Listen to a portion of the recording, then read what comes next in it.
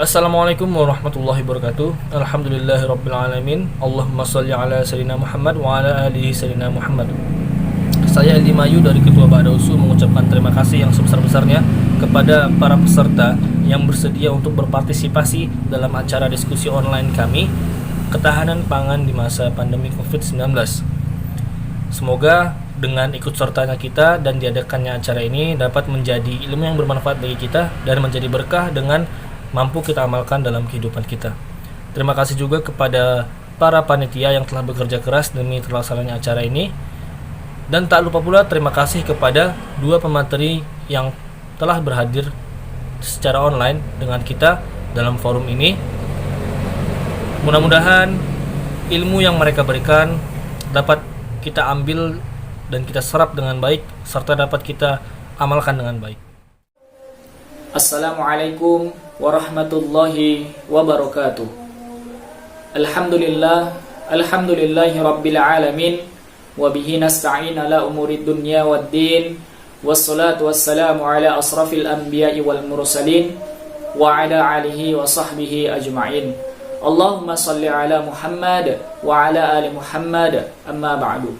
Di sini saya selaku ketua panitia dalam acara seminar online dengan tema ketahanan pangan pada masa COVID-19 mengucapkan terima kasih yang sebesar-besarnya kepada seluruh panitia dan seluruh peserta yang ikut serta dalam acara seminar online ini.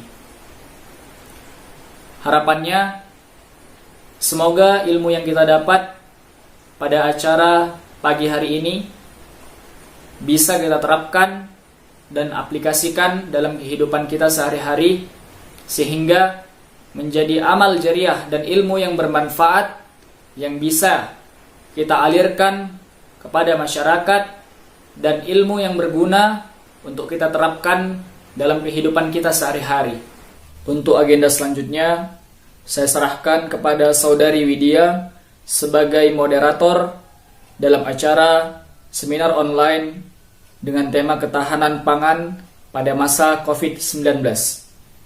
Selaku penerima beasiswa aktivis dakwah kampus Universitas Sumatera Utara. Kepada Saudari Widya, saya persilahkan waktu dan tempat. Assalamualaikum warahmatullahi wabarakatuh. Alhamdulillahirabbil alamin. Assalatu wassalamu ala asrofil anbiya'i wal mursalin wa ala alihi wa sahbihi ajma'in. Nah teman-teman, jadi pemateri kita pada hari ini ada dua orang. Pemateri pertama yaitu Ibunda Amelia Zulianti Siregar MSc PhD. Beliau merupakan dosen Fakultas Pertanian di USU. Dan juga pemateri yang kedua yaitu Abang Anda Muhammad Dafa Warsyahdana. Beliau merupakan mahasiswa berprestasi tahun 2019 Fakultas Pertanian Universitas Sumatera Utara. Nah, untuk mempersingkat waktu, langsung saja kita menyimak materi dari pemateri kita yang pertama, yaitu dari Ibunda Amelia Zulianti Siregar, MSc PhD. Kepada Ibunda, waktu dan tempat saya persilahkan. Assalamualaikum warahmatullahi wabarakatuh. Perkenalkan, nama saya Amelia Zulianti Siregar. Saya pagi ini akan menyampaikan materi tentang mensiasati pangan di masa COVID-19 ini. Seperti kita ketahui bersama bahwa pangan merupakan salah satu kebutuhan penting di dunia yang menjadi sumber bagi makanan kita dalam harian. Kita ketahui bersama bahwa pangan merupakan kondisi yang harus kita konsumsi dalam kehidupan sehari-hari. Untuk hal itu, maka seperti yang kita lihat bahwa krisis pangan akan terjadi apabila pangan tidak terpenuhi secara menyeluruh kepada masyarakat kita. Pada masa sekarang ini diprediksikan atas kejadian-kejadian yang dialami di beberapa negara seperti yang tertera pada tabel bahwa pangan tersebut mula-mula mengalami krisis di beberapa kawasan yang ada, termasuk di Amerika, kemudian di Eropa, dan akhirnya merambat juga ke Asia di kawasan Indonesia. Krisis pangan ini dialami karena datangnya pandemi COVID yang ada di dunia. Pandemi ini tidak hanya menulari kepada beberapa kawasan, tapi hampir keseluruhan negara-negara yang ada di Indonesia dan di dunia. Seperti yang kita ketahui bersama bahwa Indonesia sebagai sumber daripada 7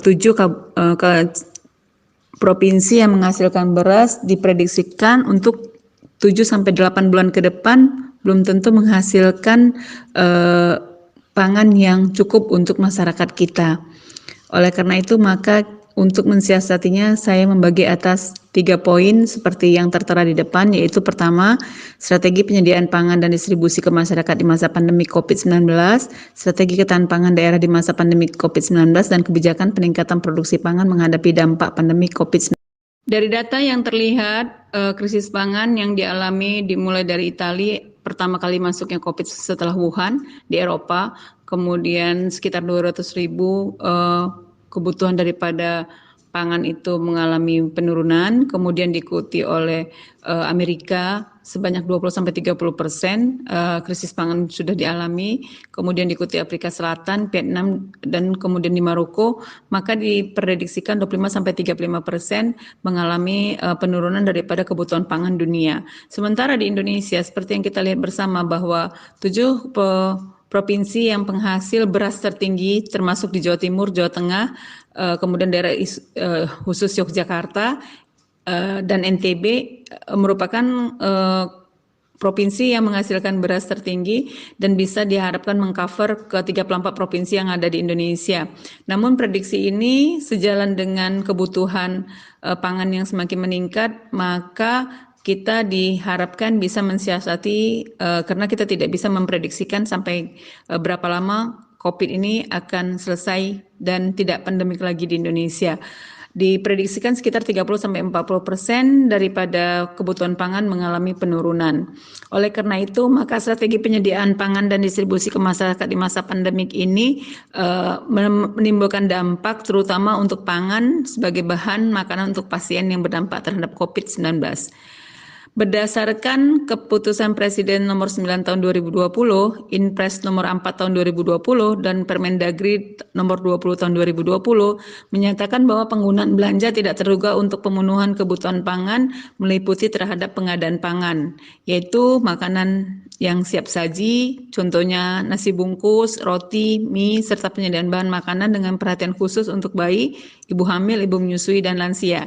Ini dikhususkan kepada penderita COVID yang ada di beberapa instansi dan termasuk juga di beberapa rumah sakit yang ada di seluruh provinsi se-Indonesia. Yang kedua adalah pengadaan segala bentuk suplemen dan vitamin kepada tenaga medis dan pasien yang akan difasilitasi oleh negara.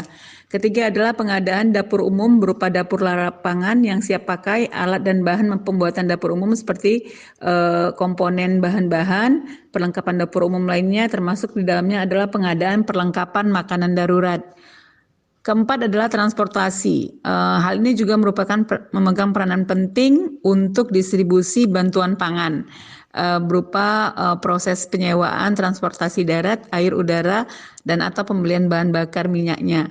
Karena kita ketahui bersama bahwa kemarin sempat terjadi pelonjakan beberapa bahan sembako terutama gula sehingga mencapai harga 20.000 per kilogramnya karena akibat daripada lockdown suatu lokasi atau daerah sehingga pengiriman pangan dari satu tempat ke tempat lain mengalami hambatan. Di samping itu bahwa dapur umum ke tempat pengungsian dan atau tempat terisolir juga termasuk komponen penting dalam pengiriman alat dan bahan pengadaan dapur.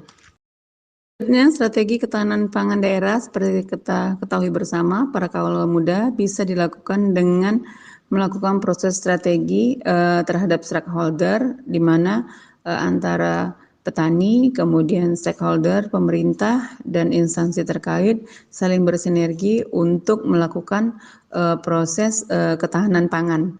Jadi dalam hal ini kita ketahui bersama bahwa pada masa ini ada 2 para yang memegang peranan penting di Indonesia, yaitu pertama para medis yang menjaga garda terdepan untuk merawat pasien COVID, yang kedua adalah para petani yang nasibnya hampir terabaikan atau terlupakan karena jasa mereka juga bisa ketahanan pangan tetap kita konsumsi sehari-hari dalam kehidupan kita.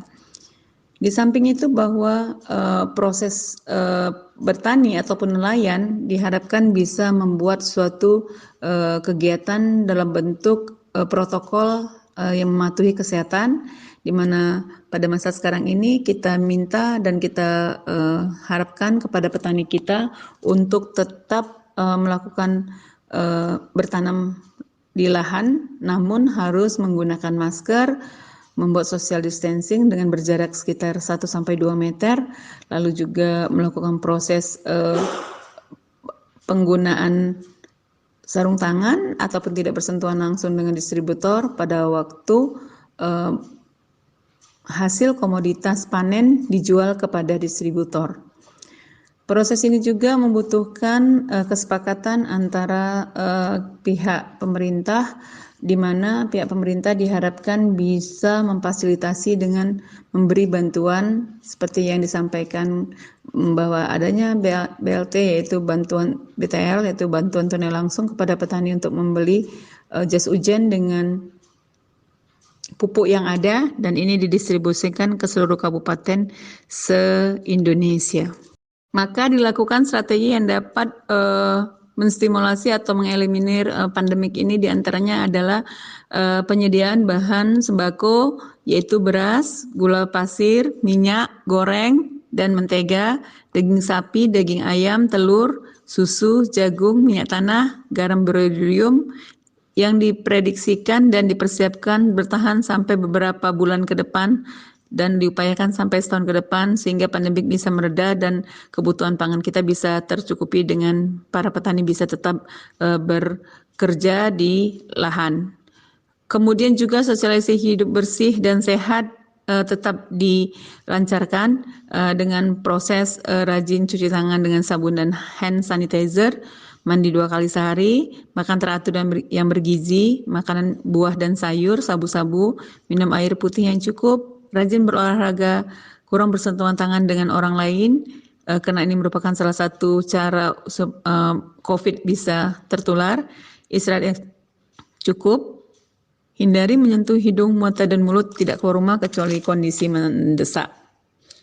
Di samping itu, ketahanan pangan daerah di masa pandemi COVID-19 ini juga dilakukan alternatifnya dengan membuat teknologi tepat guna sederhana.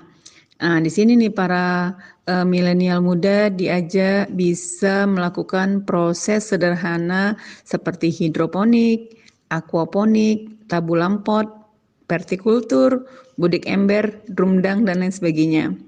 Sebagai contoh, apabila di suatu lahan rumah tangga tidak terdapat luas lahan yang cukup alias tanah yang sempit, maka bisa dilakukan proses vertikultur, yaitu menanam tanaman dengan cara bertingkat, atau menggunakan hidroponik yang dengan cara sederhana seperti yang terlihat pada gambar, bahwa hidroponik merupakan salah satu petani yang ngetren pada masa ini, di mana memanfaatkan lahan sekecil mungkin dan menghasilkan minimum sayur-sayuran dan buah-buahan yang bisa dikonsumsi sehari-hari. Manakala penggunaan daripada aquaponik yaitu menggunakan beberapa bahan pakai yang sudah terbuang seperti styrofoam ataupun ember bekas atau juga aqua bekas atau juga kaleng bekas dan lain sebagainya, ini bisa kita jadikan sebagai media untuk menanam hidroponik, di mana media tersebut memanfaatkan air sebagai sumber untuk pertumbuhan tanaman. Selanjutnya, tabulam pot adalah menanam tanaman terutama sayur-sayuran dan buah-buahan di dalam ember dan bisa menghasilkan jumlah yang besar atau banyak. Budik ember sendiri adalah proses menanam sayuran, budidaya sayuran dan ikan yang dilakukan di dalam ember. Biasanya ikan yang dipelihara terdiri dari ikan mas, ikan lele ataupun ikan muzair yang bisa dimasukkan ke dalam ember berukuran 20-30 liter, lalu kemudian di atasnya diletakkan bibit daripada kangkung atau tanaman air, bayam air juga bisa. Yang ini juga bisa dibudidayakan dengan cara berdua tanaman dan sayuran, di mana sayuran mendapatkan sumber makanan dari sisa buangan ikan, sementara ikan mendapatkan sumber hara dari akar tanaman tersebut. Dumdang sendiri adalah proses pemeliharaan udang di dalam drum, dan ini biasanya bisa dilakukan di kawasan lokasi pekarangan rumah yang sederhana dan sempit juga, di mana bibit udang dimasukkan ke dalam drum, kemudian diukur pengukuran pH dan kemudian suhunya, lalu kemudian diberi makan pakan udang, dan pada masa tertentu pengaliran air dilakukan sehingga akhirnya mendapat pemanenan yang lebih sempurna. Kemudian langkah selanjutnya adalah kebijakan peningkatan produksi pangan dilakukan dengan melakukan proses duifungsi protein. Seperti kita ketahui bersama bahwa konsumsi makanan yang sehat mengontrol atau mengendalikan COVID sehingga meningkatkan imunitas tubuh perlu dilakukan oleh setiap orang. Maka kita perlu meningkatkan protein di dalam tubuh kita, yaitu berasal dari nabati dan hewani, dengan cara contoh seperti yang saya sampaikan tadi adalah dengan menggunakan budik ember, budidaya ikan dalam ember, atau mina padi, menanam padi sambil memelihara ikan, atau juga dengan memelihara itik di sawah dan lain sebagainya. Ini merupakan peningkatan daripada protein nabati dan protein hewani yang berlangsung dengan simultan. Kedua adalah melakukan proses mengoptimalisasikan pertumbuhan pangan yang ada dengan cara menjaga supaya barang-barang ataupun bahan yang menimbulkan kondisi yang tidak stabil ataupun mengganggu daripada distribusi pangan itu, termasuk bahan-bahan yang berbahaya. Maka sekarang distribusi pangan itu diatur dengan sebaik-baiknya, termasuk juga dalam proses masuknya barang-barang impor termasuk beras dan lain-lain ke negara kita. Karena kondisi COVID ini tidak bisa mendeteksi apakah barang tersebut bebas daripada mikroorganisme virus tersebut. Yang ketiga adalah dengan melakukan alih fungsi lahan. Pada tahun 1990 atau pada tahun 1988 sampai 90, Presiden Soeharto pernah melaksanakan kegiatan menanam di lahan 1000 lahan di daerah gambut di Kalimantan. Namun proyek gagal tersebut tidak mengalami kemajuan sehingga akhirnya ditutup. Pada masa ini kita kembali untuk melirik dan memfasilitasi supaya lahan-lahan gambut yang ada bisa ditanam tanaman padi yang tahan keasaman sehingga akhirnya bisa mengontrol daripada kebutuhan terutama beras yang ada di seluruh Indonesia. Seperti kita ketahui bersama bahwa beras merupakan makanan pokok yang ada di Indonesia dan ini merupakan kebutuhan urgen pada masa ini yang harus pemerintah siapkan untuk kebutuhan masyarakat kita. Selanjutnya adalah bagaimana pemerintah juga harus melakukan proses kearifan lokal bagi petani dan petani itu sendiri. Jadi pada masa pandemik ini, alhamdulillah saya perhatikan beberapa kabupaten kota petani saling membantu dan bekerja sama untuk menekan daripada permasalahan yang ada. Contohnya apabila petani A mengalami kesulitan dalam pendanaan dan kemudian untuk membeli pupuk, lalu petani B memberikan pinjaman tanpa bunga dan kemudian apabila panen nanti akan dibayarkan. Ini merupakan salah satu kearifan lokal yang tetap terjaga dan terpelihara di negara kita. Dan pada masa pandemi Covid inilah diharapkan kita bisa saling menolong untuk membantu satu sama lain, apakah penyediaan bahan makanan pokok, sembako, ataukah juga memberi bantuan dalam bentuk tenaga, pikiran, sehingga pertanian tetap bisa berjalan dengan sempurna sehingga ketahanan pangan kita bisa tetap terjamin di masa depan. Maka saya akan menyampaikan bahwa kondisi COVID ini harus kita jalani dan hadapi secara bersama dengan kondisi yang lebih baik dan smart thinking, yaitu berpikir secara pintar bahwa masa inilah bumi beristirahat. Corona mendatangkan masalah bagi kehidupan manusia, namun mendatangkan manfaat di mana bumi masih bisa kita tatap dengan langit berwarna biru cerah. Pagi-pagi kita bisa mendengar suara kicauan burung, beberapa tumbuhan dan hewan yang biasanya jarang kita temukan bisa kita lihat pada masa Corona ini merupakan salah satu bentuk syukur kita bahwa di samping pandemik ternyata bisa mendatangkan kebaikan bagi bumi dan kita bisa memberi manfaat bagi kehidupan. Terima kasih kepada moderator Mbak Widya dan kepada panitia Adinda Rizal Permana yang sudah memberi kesempatan kepada saya. Saya akhiri pada hari ini materi yang saya sampaikan. Kita bisa masuk dalam sesi diskusi. Saya kembalikan kepada Widya. Terima kasih. Masya Allah, sangat luar biasa materi yang telah diberikan oleh Ibunda Amel.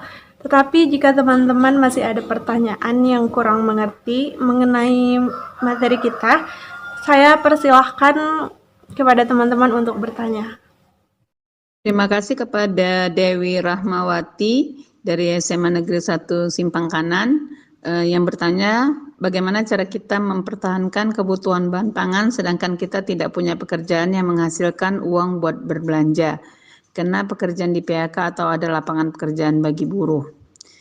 Jadi mensiasati hal ini maka kita diharapkan bisa menggali potensi diri, apa bakat dan minat kita yang bisa menghasilkan uang. Pada masa pandemi COVID ini, banyak rumah tangga atau menghasilkan home industry. Artinya dari keterampilan seseorang bisa menghasilkan bahan pangan seperti pengolahan bahan makanan sehingga bisa dijual. Itu strategi yang pertama. Yang strategi kedua adalah melakukan proses intensifikasi lahan pekarangan, yaitu dengan memberdayakan lahan pekarangan kita yang ada dengan menanam sayur-sayuran ataupun buah-buahan yang bisa dan cepat panen, seperti sayur-sayuran biasanya 1 sampai 1,5 bulan bisa dipanen, seperti sayur kangkung, bayam, kemudian tauge lebih cepat lagi, dan ini merupakan cara sederhana yang bisa kita lakukan untuk mensiasati apabila kondisi COVID ini masih terus panjang dan kita apabila bekerja yang tidak tetap ataupun sudah di PHK. Itu langkah kedua. Langkah ketiga, di samping ini kita memang masa sekarang ini membuat pertemuan-pertemuan dan membentuk komunitas-komunitas dengan cara membentuk komunitas tersebut untuk menyahuti kebutuhan pangan yang ada. Pada masa kini, kemarin sempat beberapa petani mengeluh karena ini masuk musim panen, namun karena transportasi tertutup, lalu banyak orang yang takut keluar rumah sehingga hasil panen tertumpuk di petani dan tidak bisa didistribusi. Ini merupakan salah satu strategi siasat kita bisa menjadi pengumpul atau mengelola hasil pertanian yang bisa kita jual kembali. Dan ini sempat menjadi diskusi hangat dan sekarang sudah diambil solusinya dengan menimbulkan beberapa entrepreneurship muda yang mengambil daripada kolektif hasil komunitas panen petani dan kemudian dijual kembali di pasaran. Ini adalah langkah-langkah kecil yang saya pikir bisa menyelesaikan persoalan yang dialami ya Mbak Dewi. Sekian, terima kasih. Baik, Ella Asesti. Pertanyaannya adalah dapatkah kita mempertahankan keanekaragaman hayati kita namun pada saat yang bersamaan memakannya juga. Seperti kita ketahui bersama bahwa di dalam alam ini ada konsep keseimbangan dalam ekologi. Jadi segala sesuatu yang kita konsumsi itu tidaklah sebesar apa yang ada di alam. Maka Tuhan juga di dalam Al-Quran dinyatakan bahwa kita diwajibkan untuk mengkonsumsi makanan tersebut namun tidak berlebih-lebihan.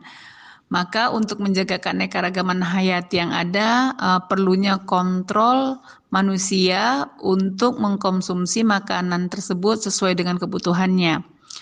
Jadi sebenarnya kita tidak perlu takut khawatir bahwa keanekaragaman hayati itu tetap terpelihara asal di samping kita mengkonsumsinya, diharapkan juga bisa menanam ulang kembali. Contohnya sebagai berikut. kita membutuhkan kayu untuk peralatan perabot rumah kita.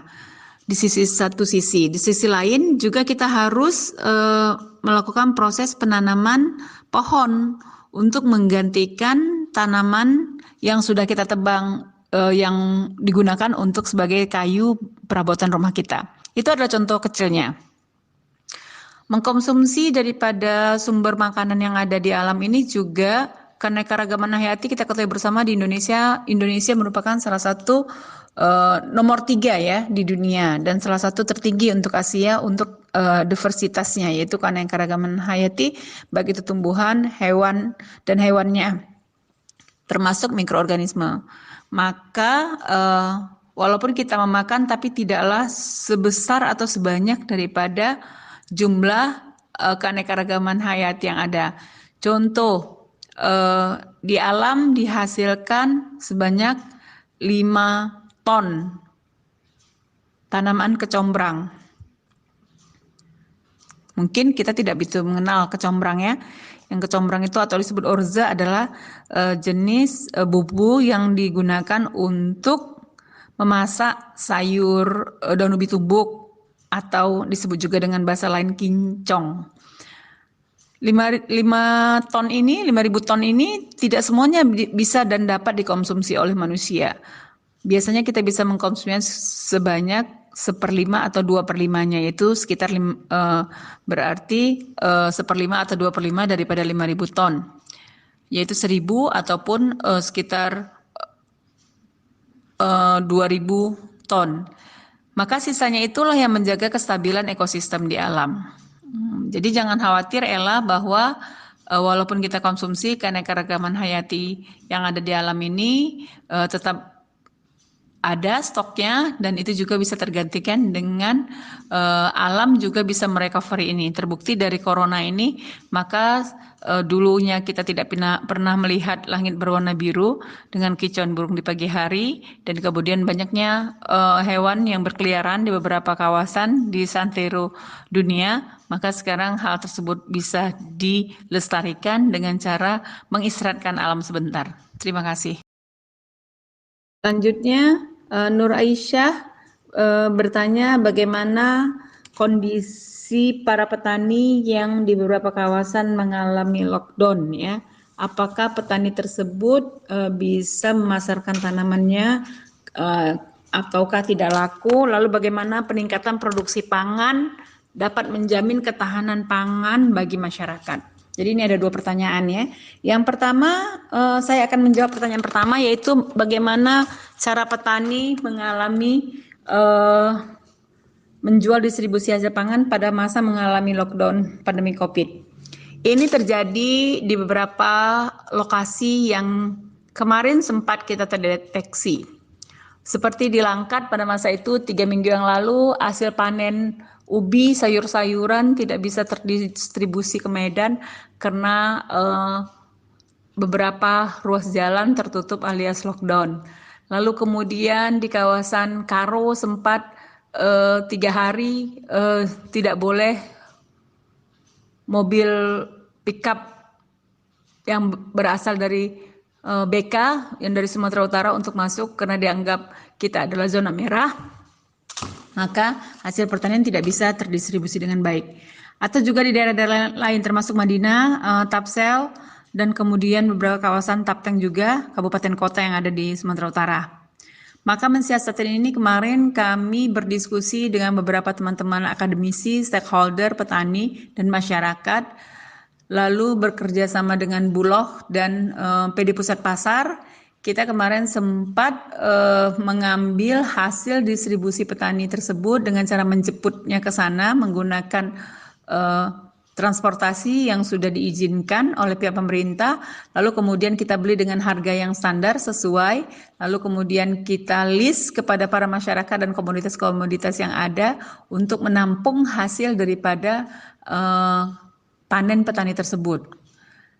Alhamdulillah kegiatan tersebut masih terus berjalan sampai saat ini dan saya tetap bekerja sama dengan termasuk KUD, Koperasi Unit Desa yang ada beserta dengan beberapa UKM-UKM yang menjual proses hasil pertanian secara online, dan ini alhamdulillah membantu para petani, membantu masyarakat untuk penyediaan pangan yang ada. Itu adalah caranya. Selanjutnya, bagaimana meningkatkan produksi pangan? Apakah dapat menjamin ketahanan pangan bagi masyarakat? Ya pasti bisa. Salah satunya adalah sekarang sedang ngetren setiap pekarangan rumah tangga menanam sayur-sayuran dan buah-buahan untuk mengatasi masalah pandemi COVID ini, di mana kita diharapkan untuk keluar pada masa atau kebutuhan tertentu saja yang mendesak, seperti membeli makanan ataupun pergi ke pasar untuk membeli bahan makanan.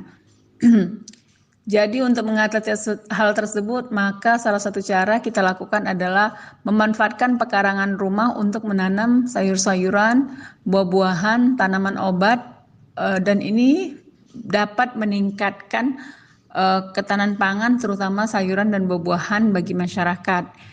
Namun untuk proses peningkatan daripada beras ini hanya bisa dilakukan oleh para petani. Maka saya bekerja sama dengan mahasiswa-mahasiswa yang ada di Fakultas Pertanian USU tetap menjalankan proses penelitian dan pengabdian kepada masyarakat, terutama kepada putra-putra daerah yang ada di kawasan masing-masing, untuk tetap memantau dan mendampingi petani-petani yang ada untuk turun ke lahan dengan memperhatikan dan mengikuti protokol kesehatan yang sudah ditetapkan pemerintah.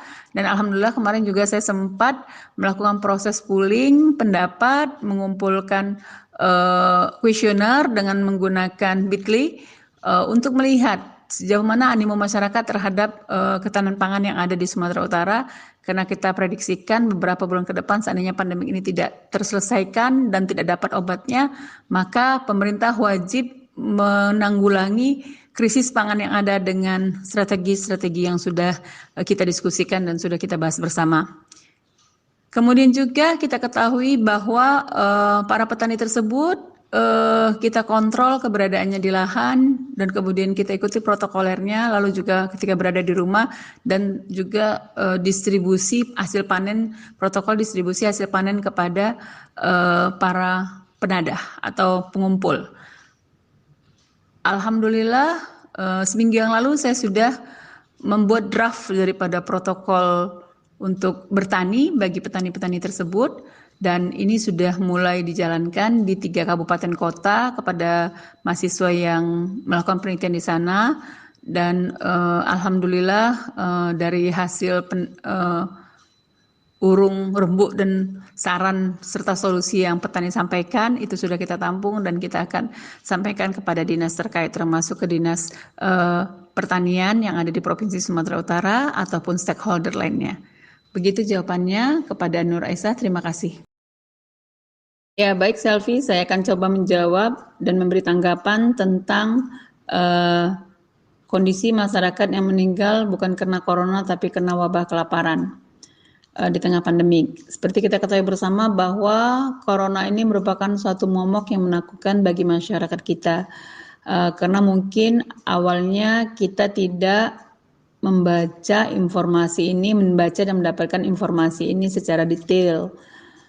Namun setelah kita menjalaninya, mengetahui dan mensiasati bahwa ternyata corona itu bukan sesuatu hal yang terlalu menakutkan.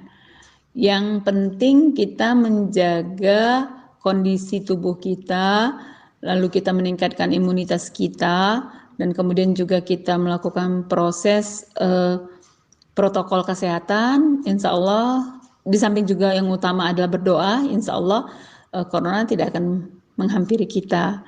Kondisinya sekarang akibat daripada corona yang muncul ini, dan kebetulan banyak masyarakat kita yang mengalami kematian alias meninggal langsung, dan kebanyakan terdeteksi distatuskan sebagai pasien suspek corona.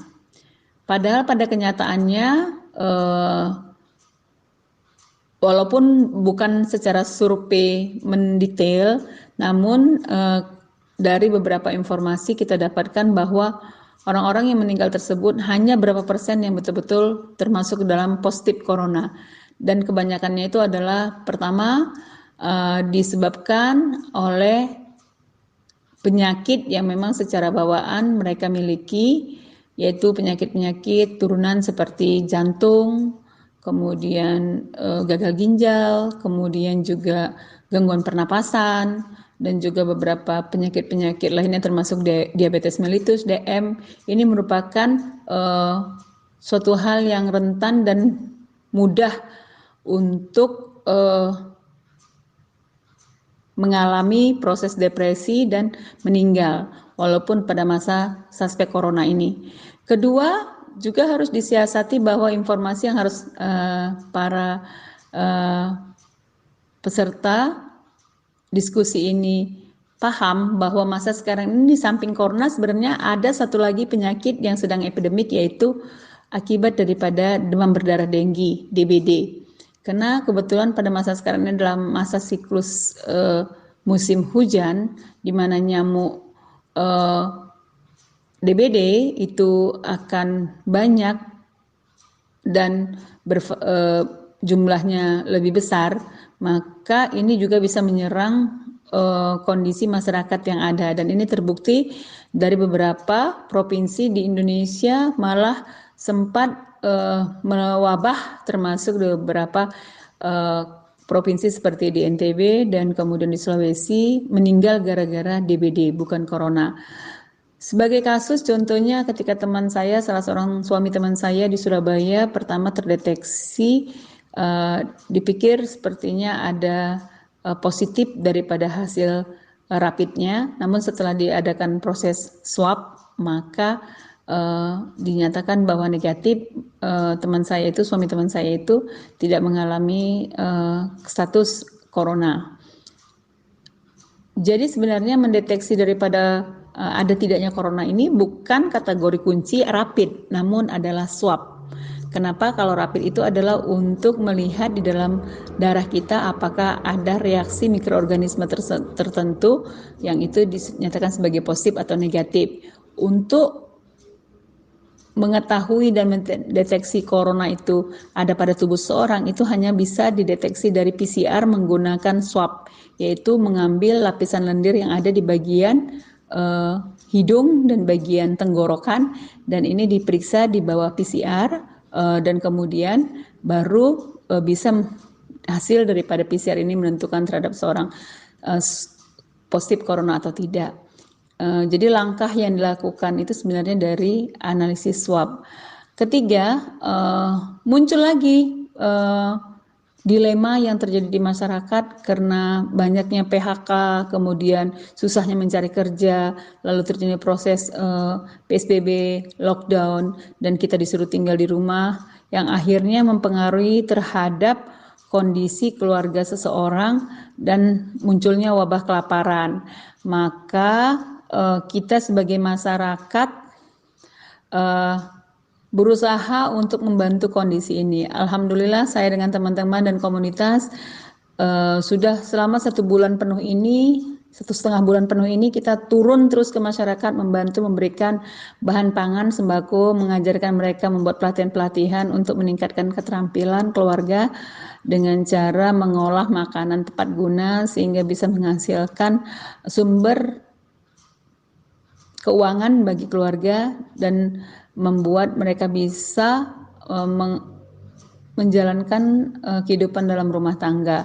Inilah beberapa cara yang menurut saya bisa kita lakukan, dan saya mengajak adik-adik sekalian peserta daripada grup diskusi ini untuk sedikit berempati dengan kondisi yang ada, termasuk masyarakat yang ada di sekeliling kita, tetangga kita, terutama tetangga yang di depan rumah kita, di belakang rumah kita, di samping kiri kanan rumah kita, seperti kata Rasulullah. Maka kita adalah orang Islam apabila kita berempati dan bersimpati serta memperhatikan kondisi tetangga kita, karena tetangga kita merupakan saudara terdekat kita. Apabila mereka kelaparan, maka kita juga berhak dan wajib untuk membantu memberikan bantuan distribusi pangan, termasuk juga memberikan bahan beras. Beberapa hari yang lalu saya mengalami sendiri kondisi tersebut ketika saya memberikan bantuan beras yang hanya 1 goni berisi 5 kg kepada beberapa ART, asisten rumah tangga yang mengalami kesulitan tidak bekerja lagi, kemudian pedagang-pedagang kecil yang tidak mengalami pekerjaan lagi, tukang sapu jalanan, loper koran, kemudian juga beberapa mahasiswa kita baik dalam dan luar negeri yang tidak boleh pulang ke negaranya dan tertutup keuangan karena kebetulan juga keluarga mereka pas-pasan, itu langsung dengan titikan air mata mereka menyambut dan memeluk erat sumbangan beras yang kita berikan. Ini sebenarnya sangat menyentuh sekali teman-teman sekalian, adik-adik sekalian, di mana sisi empati kita sebagai seorang manusia ketika kita membayangkan kita di rumah bisa makan, mereka tidak bisa makan, mereka dengan mengucapkan syukur bisa menerima beras yang kita terima, maka disinilah sisi kemanusiaan kita dituntut dan diminta. Oleh karena itu, teman-teman sekalian, adik-adik sekalian, dan peserta-peserta diskusi pada hari ini, marilah kita berempati dan mencoba untuk membantu masyarakat kita, terutama di kalangan masyarakat menengah ke bawah. Mungkin bukan ikan yang kita berikan, alias beras yang kita sampaikan, namun bisa juga dalam bentuk adopsi informasi atau pengetahuan atau pelatihan sehingga bisa menghasilkan uang bagi kehidupan mereka. Mungkin ini jawabannya. Terima kasih. Terima kasih Ibunda Amel yang telah menyampaikan materinya dan juga telah menjawab pertanyaan dari teman-teman tadi. Langsung saja kita masuk ke pemateri yang kedua, yaitu dari Abang Anda Muhammad Dafa Warsyadana. Kepada Abang Dafa, waktu dan tempat saya persilahkan.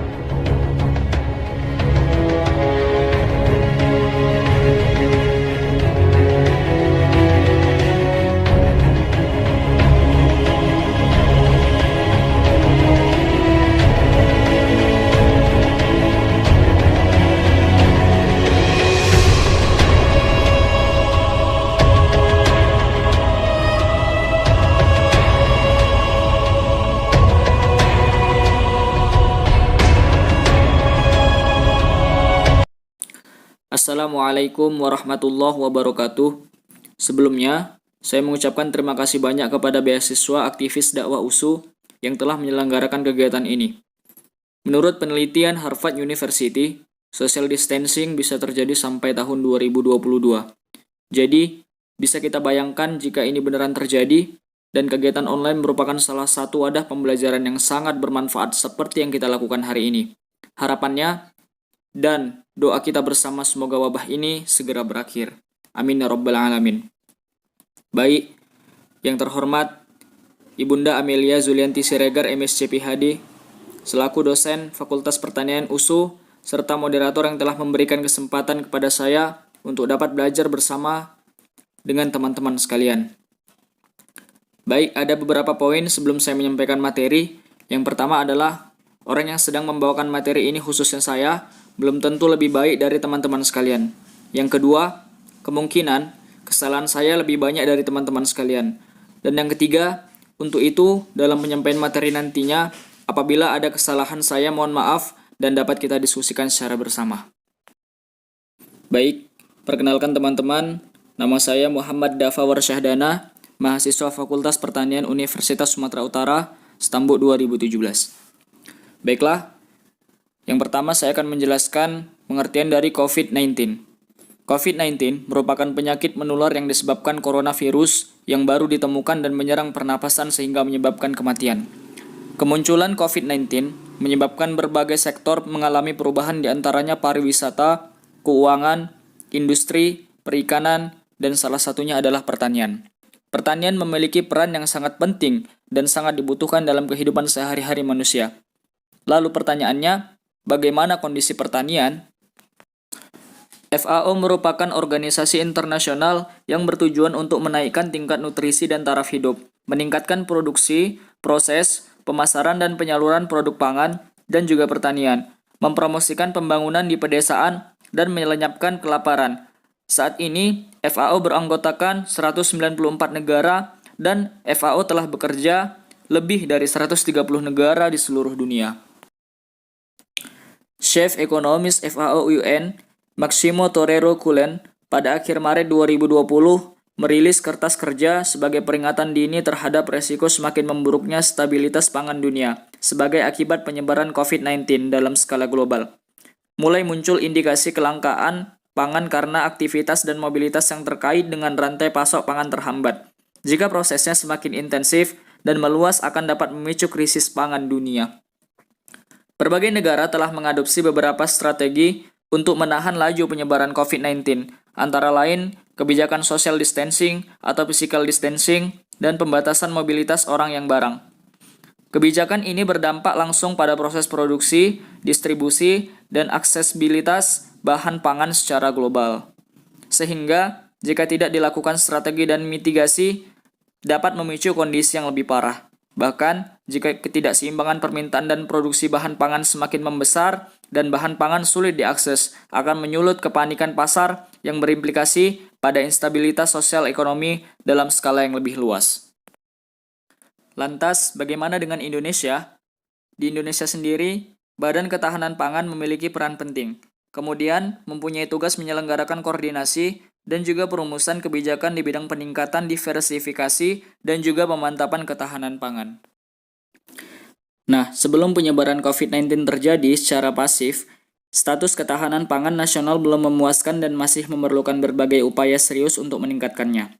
Dengan adanya COVID-19 yang membatasi efektivitas produksi, dapat dipastikan indeks ketahanan pangan Indonesia menurun.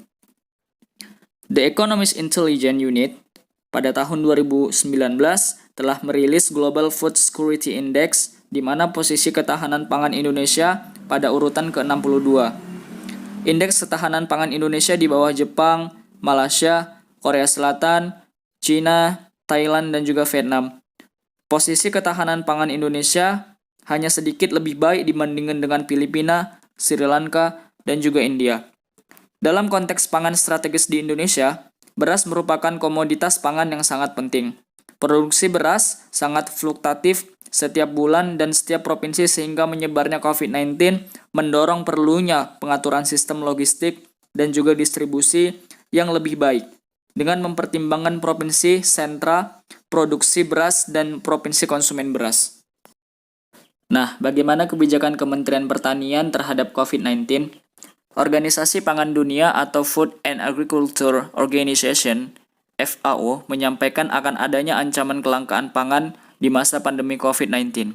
Menanggapi peringatan dari FAO, Presiden Jokowi telah memerintahkan jajarannya untuk terus mengontrol ketersediaan bahan pokok hingga daerah-daerah pada tanggal 13 April 2020. Kementerian Pertanian memprioritaskan kebutuhan bahan pokok sebagai pasokan masyarakat serta melindungi ekonomi di sektor pertanian agar tidak melemah selama proses pengendalian penyebaran COVID-19 di Indonesia. Adapun kebijakan Menteri Pertanian yaitu yang pertama, melakukan refocusing kegiatan dan anggaran sebagai antisipasi dampak pandemi virus COVID-19. Yang kedua, mempercepat program padat karya. Dan yang ketiga, menjaga ketersediaan bahan pangan pokok. Nah, bagaimana kondisi petani? Kekhawatiran pemerintah serta berbagai pihak mengenai kelangkaan bahan pangan ternyata tidak memudahkan petani sebagai penyedia pangan untuk masyarakat. Petani sebagai produsen makanan justru menjadi pihak paling terdampak dalam ancaman krisis ketahanan pangan. Padahal, petani merupakan profesi tunggal penyedia pangan yang seharusnya mampu tetap bertahan di tengah pandemi COVID-19. Ironisnya, yang terjadi setiap hari adalah penurunan harga komoditas pangan hingga pada level yang sangat rendah di berbagai wilayah di Indonesia, terutama di Pulau Jawa. Anjloknya harga komoditas pertanian sangat merugikan petani di tengah pandemi. Petani yang menjadi tumpuan harapan sebagai produsen penyedia pangan bagi kelangsungan hidup penduduk di tengah pandemi justru terancam mengalami kerugian yang berakibat pada ketidakmampuan membeli bibit dan memperbaharui tanaman mereka. Nah, apa saja faktor penyebab penurunan harga komoditas pertanian? Yang pertama yaitu pembatasan transportasi dan ekonomi yang akan mengganggu sistem pangan yang berjalan di Indonesia. Kemudian yang kedua, COVID-19 ini menyebabkan terjadinya pemutusan hubungan kerja ataupun PHK massal ataupun kehilangan pekerjaan secara bersama-sama. Dan yang ketiga, berbagai aktivitas sosial masyarakat yang berdampak ekonomi terhenti, seperti hajatan, kumpul-kumpul, serta silaturahmi yang biasanya hampir setiap akhir pekan dilakukan oleh masyarakat dan pada umumnya membutuhkan logistik yang cukup besar dalam penyelenggaraannya. Terlebih pada bulan Ramadan, hampir seluruh masjid di Indonesia yang biasanya mengadakan buka puasa bersama saat ini tidak dapat dilakukan, sehingga permintaan akan bahan makanan semakin menurun. Lantas, solusi apa yang perlu dilakukan? Permasalahan yang kemungkinan terjadi pada rantai distribusi ini dapat dipaprah dengan diperpanjangnya karantina wilayah ataupun PSBB oleh pemerintah. Kemudian, pendataan dapat dilakukan mulai tingkat kabupaten ataupun kota yang ada di Pulau Jawa dan apa saja komoditas yang dihasilkan serta perhitungan kebutuhan pangan masing-masing penduduk di daerah. Solusi lain yang penting untuk dilakukan adalah pengawasan harga-harga pangan mulai dari level produsen sampai di tangan konsumen sehingga produksi pangan tetap berjalan dengan optimal meskipun dalam kondisi pandemi seperti sekarang ini. Pemerintah dapat kembali mengaktifkan sistem-sistem ketahanan petani. Kemudian, masyarakat kelas ekonomi menengah sangat mengandalkan aplikasi tersebut untuk berbelanja bahkan sampai antri 2-3 hari dari pesanan hingga produk dikirim. Hal ini tentu saja dapat menjadi jembatan antara petani ke konsumen dengan harga yang sesuai pasaran dan perlu diperluas jangkauannya. Solusi lainnya, sesuai dengan anjuran dari FAO adalah pemerintah dapat mendorong masyarakat untuk membeli bahan makanan pada produsen-produsen kecil sehingga harga cenderung stabil dan meminimalisir permainan harga di tingkat distributor. Sekian yang dapat saya sampaikan, semoga menjadi motivasi untuk kita semua agar lebih peduli terhadap sesama, terkhususnya pada bidang pertanian. Jika ada teman-teman yang ingin bertanya ataupun berdiskusi, saya persilahkan. Baik, terima kasih atas pertanyaan dari Rizal Permana. Menurut pandangan saya tentang kebijakan pemerintah melarang rakyat untuk mudik, ini salah satu kebijakan pemerintah yang sudah dikaji sebelumnya. Dan pastinya setiap kebijakan ada sisi positif dan sisi negatifnya. Karena belajar dari negara tetangga, bagaimana penerapan agar dapat meminimalisir penularan COVID-19 itu sendiri. Lantas bagaimana tenaga kerja asing masuk ke dalam Indonesia? Tenaga kerja asing masuk ke Indonesia berdasarkan syarat-syarat yang sudah ditetapkan oleh pemerintah dan mereka harus tetap senantiasa mengikuti protokoler kesehatan. Dan perlu adanya pengontrolan yang ketat oleh pemerintah untuk dapat mengontrol kondisi pangan melalui refocusing, kegiatan dan juga anggaran sebagai antisipasi dampak pandemi virus COVID-19. Terima kasih. Baik, terima kasih kepada Saudari Ainun Wardani dari FIB USU. Saya akan mencoba menjawab. Iya benar, Organisasi Pangan Dunia atau FAO menyampaikan akan adanya ancaman kelangkaan pangan di masa pandemi COVID-19. Untuk itu, peran kita sebagai mahasiswa menyikapi hal ini, kita dapat mengawasi setiap kebijakan yang dilakukan pemerintah dan banyak membaca informasi. Karena yang menjadi permasalahan banyak informasi yang tidak benar ataupun hoaks, sehingga memunculkan opini yang tidak baik. Apalagi semasa pandemi ini, banyak sekali kepentingan yang ikut ambil bagian. Kemudian kita juga dapat mengedukasi ke petani dan lain juga sebagainya. Karena yang merasakan dampak COVID-19 bukan hanya di sektor pertanian, melainkan di banyak sektor. Dan juga saling mendoakan agar wabah ini segera berakhir. Terima kasih. Baik, terima kasih kepada Saudari Sarli dari USU atas pertanyaannya. Saya akan mencoba menjawab. Jadi gerakan mengkonsumsi ubi juga salah satu gerakan yang positif, sehingga mengurangi konsumsi beras. Akan tetapi, masyarakat Indonesia sudah sangat ketergantungan untuk mengkonsumsi nasi. Bahkan walaupun sudah makan lontong, akan tetapi itu belum dikatakan makan bagi orang Indonesia. Sehingga perlunya edukasi yang lebih agar gerakan tersebut bisa dilakukan. Kemudian, bagaimana agar kebutuhan beras dapat terpenuhi? Pasca diberlakukannya kebijakan pembatasan sosial berskala besar atau PSBB secara parsial di beberapa kota besar, saat ini pemerintah berkonsentrasi pada upaya mengamankan stok kebutuhan pokok. Untuk memenuhi kebutuhan pangan, lebih dari 267 juta penduduk Indonesia, Presiden memerintahkan jajarannya untuk membuka lahan sawah yang baru di seluruh wilayah Indonesia. Terima kasih.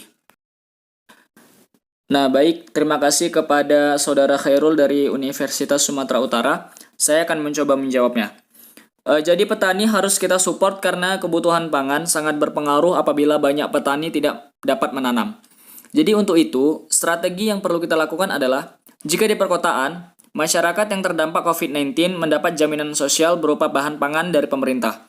Petani produsen juga harus mendapat insentif yang memadai di masa pandemi COVID-19. Misalnya dalam bentuk subsidi input, subsidi harga produk, pembebasan pajak tanah pertanian.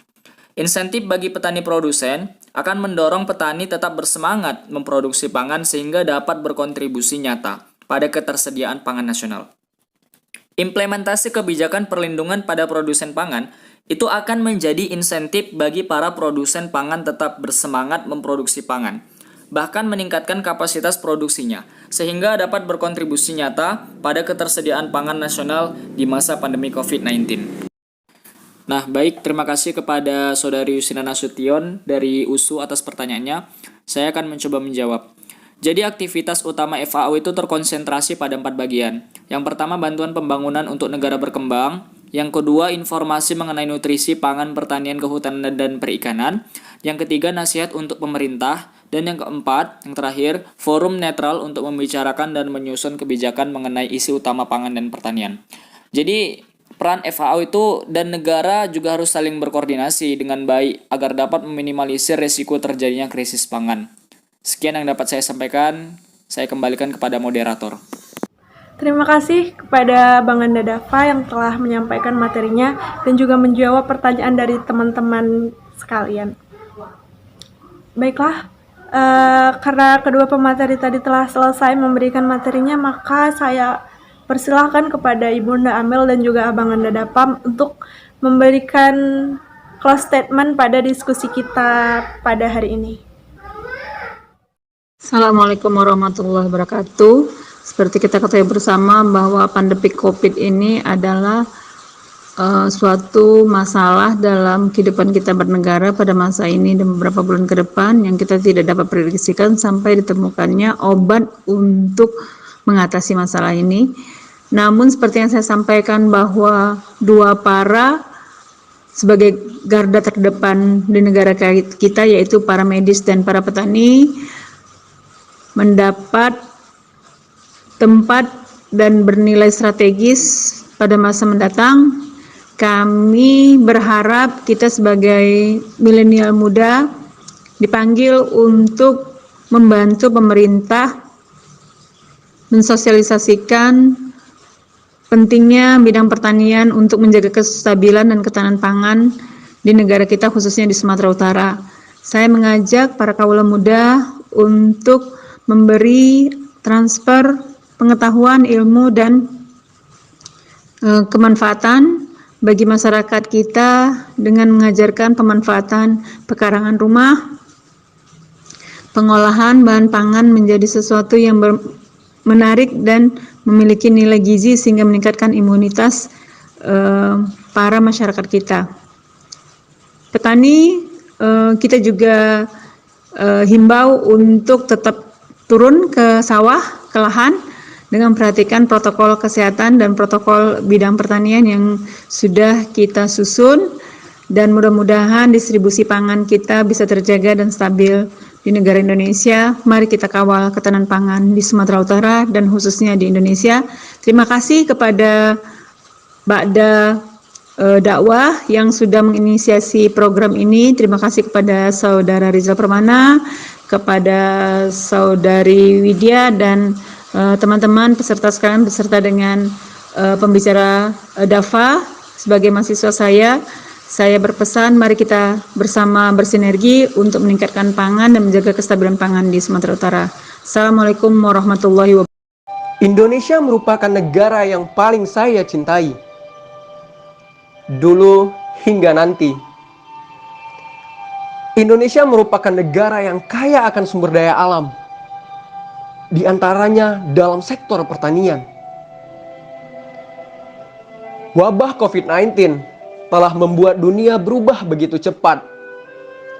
Dan banyak sektor telah terdampak akibat wabah tersebut.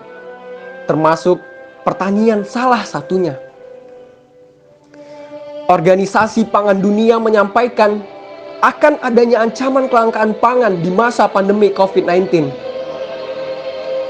Semua elemen, baik dari pemerintah dan masyarakat, sangat mengkhawatirkan apabila itu terjadi, dan saat ini berbagai upaya telah dilakukan agar meminimalisir kejadian tersebut. Saya percaya setiap ada musibah, di baliknya pasti ada hikmah. Untuk itu, peran kita anak muda sangat dibutuhkan berkolaborasi bersama untuk mewujudkan Indonesia yang lebih baik dan bermartabat. Hidup mahasiswa, hidup rakyat Indonesia, hidup pertanian Indonesia. Saya Muhammad Dafar Syadana, Universitas Sumatera Utara. Nah, dengan adanya closing statement dari kedua pemateri kita, maka berakhirlah acara diskusi kita pada hari ini.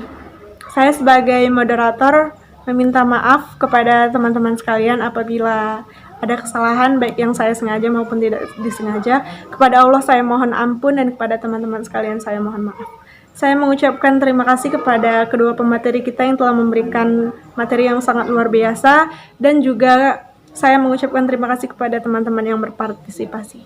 Semoga pandemi COVID segera berakhir dari muka bumi ini dan kita dapat beraktivitas seperti biasa. Terima kasih. Wassalamualaikum warahmatullahi wabarakatuh.